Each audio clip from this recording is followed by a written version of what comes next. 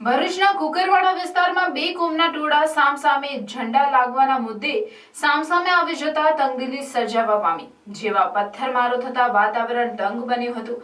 બનાવના પગલે જિલ્લા પોલીસ વડા સહિતના અધિકારીઓ અને પોલીસ કાફલાએ દોડી આવી સ્થિતિ પર કાબુ મેળવ્યો હતો।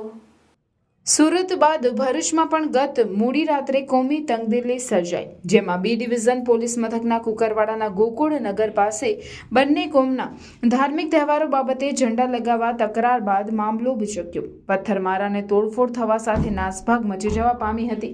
આ ઘર્ષણમાં બે લોકો ઇજાગ્રસ્ત પણ થયા હતા। બનાવની જાણ થતાં જ એસપી મયુર ચાવડા સહિતના ઉચ્ચ અધિકારીઓ તેમજ પોલીસ કાફલો ઘટના સ્થળે દોડી ગયો હતો। પરિસ્થિતિ પર કાબુ મેળવ્યો હતો। સમગ્ર વિસ્તારમાં ચુસ્ત પોલીસ બંદોબસ્ત તૈનાત કરવા સાથે સીસીટીવી ફૂટેજ તપાસી તોફાનીઓને રાઉન્ડ અપ કરવાની કામગીરી પોલીસ દ્વારા હાથ ધરાઈ હતી।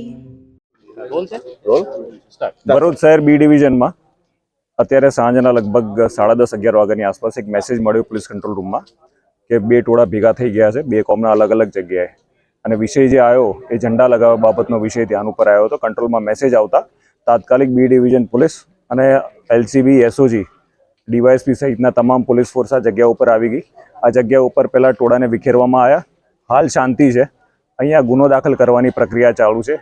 જે બનાવે આ ગુનો બની રહ્યો છે એ સંદર્ભે હાલ કાર્યવાહી પોલીસ સ્ટેશનમાં ચાલુ છે। જે લોકો વિરુદ્ધ આક્ષેપ થયા છે તમામને ડિટેન કરવામાં આવ્યા છે।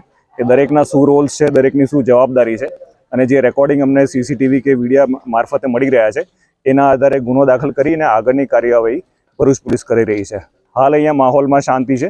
તમામ લોકોને વિનંતી છે કે કોઈ પણ જગ્યાએ કોઈ પણ ઉશ્કેરણીજનક કોઈ ભડકાવે એમાં ભડકાવું નહીં, અને કોઈ પણ વિષય ધ્યાન ઉપર આવે તો પોલીસને તાત્કાલિક જાણ કરવી।